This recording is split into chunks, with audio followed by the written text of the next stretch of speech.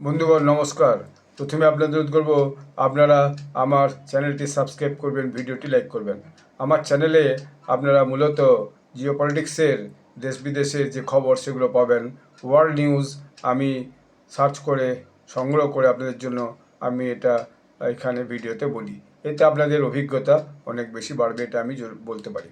এখন ভারত ফ্রান্সের সঙ্গে যে একটা রাফেল যুদ্ধ বিমান কেনার জন্য দীর্ঘদিন ধরে চর্চা চালাচ্ছিল, সেইটার একটা হিস্টোরিক যে এগ্রিমেন্ট সেটা অনুমোদন করেছে।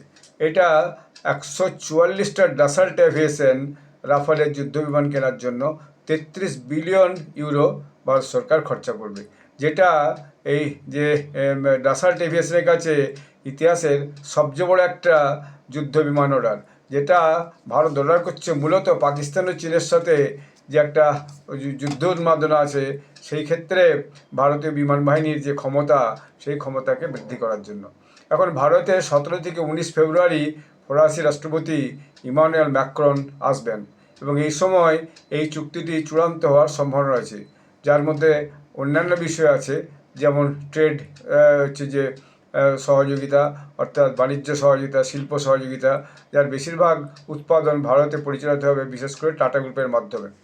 এবং যদি দেখা যায় যে এই টাটার সঙ্গে জয়েন্ট ভেঞ্চারে এই ডাসাল্ট এভিয়েশন ভারতে এই আপনার এই রাফেল বিমান যুদ্ধ বিমান তৈরি করে, তো সেটা ভারতের কাছে একটা বড় কিন্তু পাওনা হবে, কারণ তাহলে টেকনোলজিটা ভারতে ট্রান্সফার হচ্ছে, টেকনোলজি ভারতে হচ্ছে, ফলে ভবিষ্যতে এরকম কিন্তু ভারত নিজেরাও তৈরি করতে পারবে।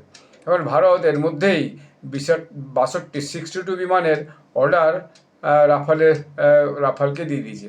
এর কারণ হচ্ছে ভারতের যে পুরাতন যে বিমানগুলো আছে MiG-21 বা অন্যান্য, সেগুলোকে ভারত আস্তে আস্তে করে বাতিল করে সেই জায়গায় যে নতুন যে বিমান, সেই বিমান যে নৌবহর আছে সেই নৌবহরের মধ্যে প্রতিষ্ঠিত করতে চায় বা নৌবহরের মধ্যে রাখতে চায়।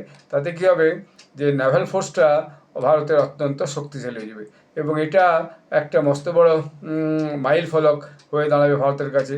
যেভাবে পাকিস্তান এবং চীন বিভিন্ন সময় ভারতকে একটা চাপের মধ্যে রাখার চেষ্টা করে, এখন এই যে রাফেল যদি ভারতের বিমান বাহিনীর কাছে পৌঁছে যায়, তবে ভারতের কিন্তু শক্তি অনেকখানি বেড়ে যাবে। এখন এই ভারত ফ্রান্সের 114টা রাফেল যুদ্ধ বিমানের যে ঐতিহাসিক প্রতিরক্ষা চুক্তি স্বাক্ষরের কাছাকাছি একদম পৌঁছে গেছে এবং এর মোট টাকার মূল্য 3.25 লক্ষ কোটি টাকা। এটা ভারতীয় মুদ্রায়। যদি আমেরিকান মুদ্রায় ধরি, এটা 39 বিলিয়ন ডলার। আর ইউরোতে ইউরোপিয়ান ইউনিয়নের যে মুদ্রা ইউরো, তাতে হচ্ছে 33 বিলিয়ন ইউরো।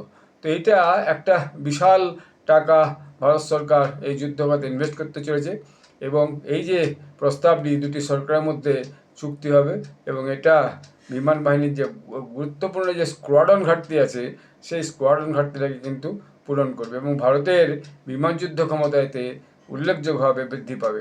সেই জন্য এই চুক্তিটা সম্ভবত ওই যখন 17 থেকে 19 ফেব্রুয়ারি ফ্রান্সের রাষ্ট্রপতি ভারতে আসবেন, সেই সময় ভারতের সঙ্গে এই ফ্রান্সের এই চুক্তিটা ফাইনাল হবে এবং স্বাক্ষরিত হয়ে যাবে।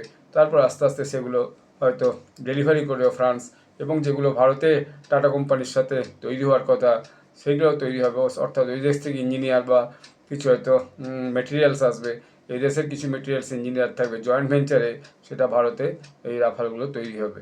সেইটা ঠিক এক্সাক্ট কী হবে সেটা আমরা ওই 17 থেকে 19 পর্যন্ত যখন ফ্রান্সের রাষ্ট্রপতি এখানে আসবেন, তারপর চুক্তিটা স্বাক্ষরিত হওয়ার পর বিস্তৃত যখন সরকার প্রকাশ করবে, তখন আমরা বিস্তারিত জানতে পারবো। ধন্যবাদ।